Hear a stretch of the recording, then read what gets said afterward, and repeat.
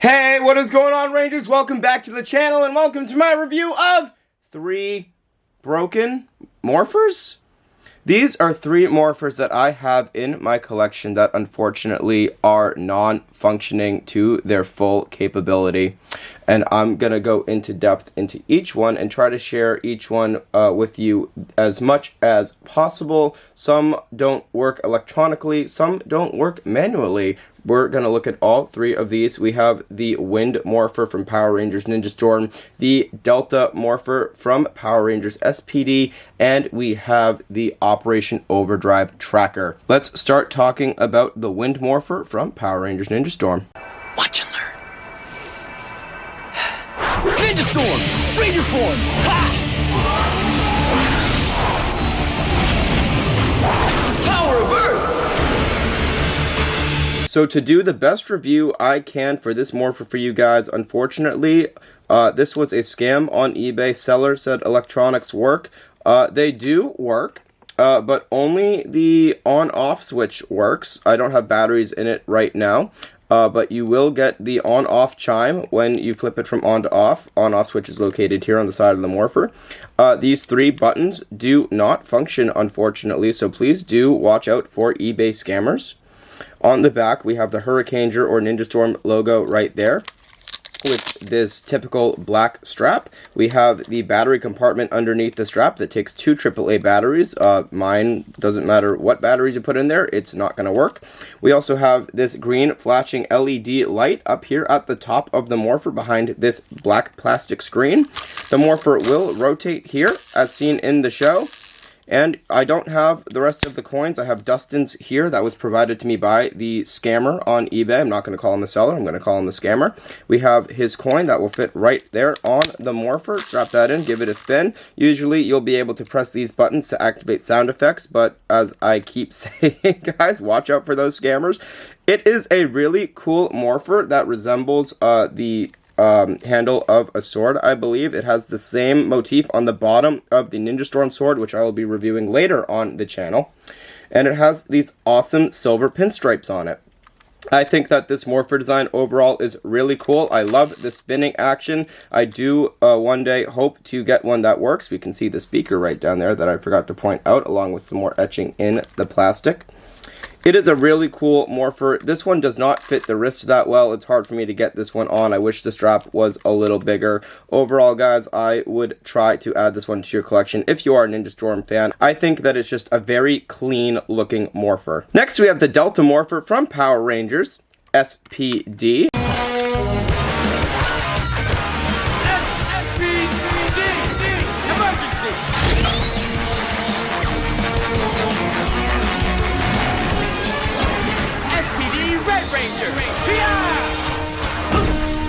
Let's get this party started.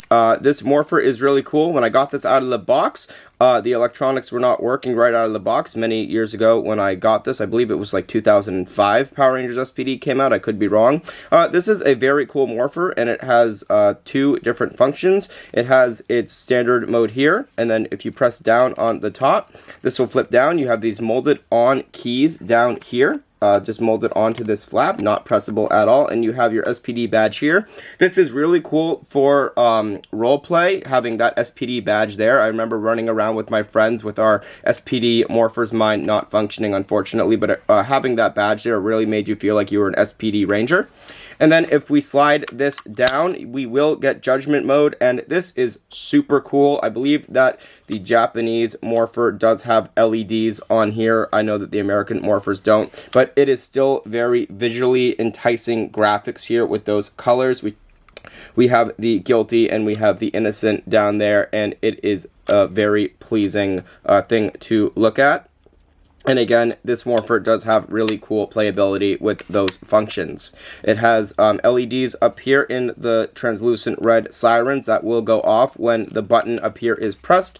I apologize for mine being non-functional, but that's what this video is about. And you can just see that this thing has had years and years of wear and playtime. I loved having this morpher regardless of functioning electronics or not, because it had such cool playability with that judgment mode, running around saying saying guilty or innocent, and then having your very own SPD badge. Mine, I tried to take it apart, thinking that I was Mr. Fix-It, so now I've actually broken the spring in here that allows this door to drop on itself. Don't try to fix your own morphers unless you know how to fix electronics, guys. Don't be brave like me and think that you can fix it and really not know what the heck you're doing. It's kind of funny at this point, but this morpher is more or less just ruined at this point. It's good for cosplay. Not even good for cosplay because it's so scuffed up. Like the S is all scuffed up. It's cool for like a battle damage morpher if you did like a post-apocalyptic cosplay, but yeah, guys, this is my SPD morpher in all of its lacking glory. The last morpher that we're going to cover in this video, the final broken morpher that I have, is the Overdrive tracker, like I mentioned at the beginning of the video. Overdrive Accelerate! Yeah. This morpher actually took a wonderful fall down my wooden staircase when I was a kid. And this top piece just cracked right off. I was quite upset, so I grabbed the super glue out of the junk drawer and I glued this top piece back down here. Unfortunately, my glue job was atrocious, and now I cannot rotate this piece back down to its resting position because the super glue has locked it in place. The electronics on this morpher are functionable, so that's cool. So I can demonstrate the electronics of this morpher. We look up here and we have the morph and some codes to punch in. We have all of these soft rubber keys that are individually pressable. I really like when cell phone based morphers have the individual soft rubber keys. I think that adds to the playability a whole lot. And we have the Operation Overdrive logo right there, as well as up there. This will spin like in the show. I can turn it on for you guys and show you the electronics. This has an off, a try me, and an on, so we'll just skip the try me and go right to the on. When you do the on position, the speaker's right back here. It takes three AAA batteries in here. So we'll switch it to the on position. You can hear that turn on again. There we go. So we get a beep beep sort of sound, and then we can press these buttons. It might be a little quiet, so I will shut up.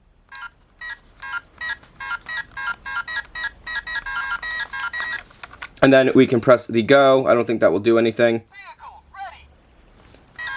Vehicle ready. All right, so it's vehicles ready. We have Megazord. Megazord action. And then we can press 1, 2, 3, 4, 5, go, I believe. Vehicle ready.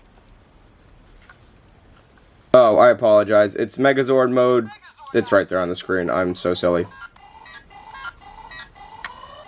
Spin.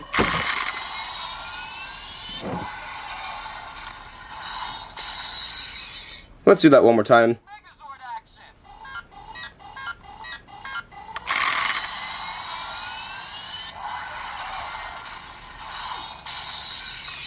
We do have the decoder light here. Mine is not working, but a purple light would come out of that LED. Really old morpher, guys. We have the call button here.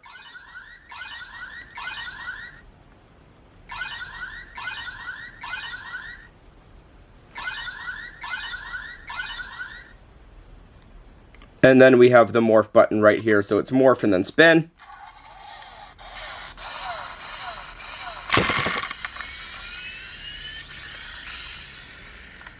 One more time.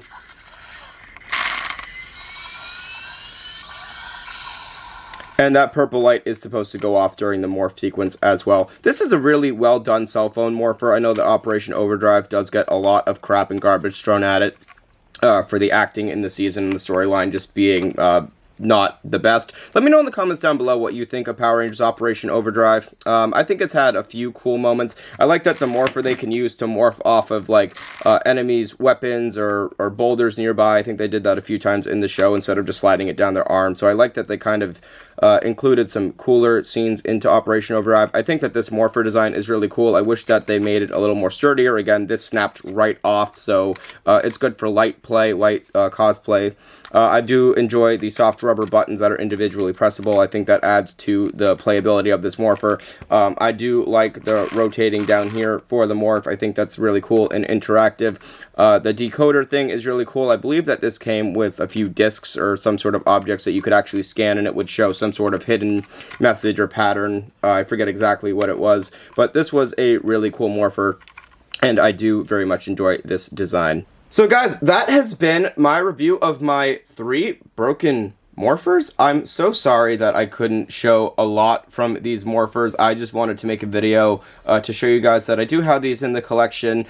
Maybe treat this as a lesson to really take care of your toys. And I know that when you're young and having fun and role-playing with your friends, it's easy to just throw these things around and beat them up and bash them.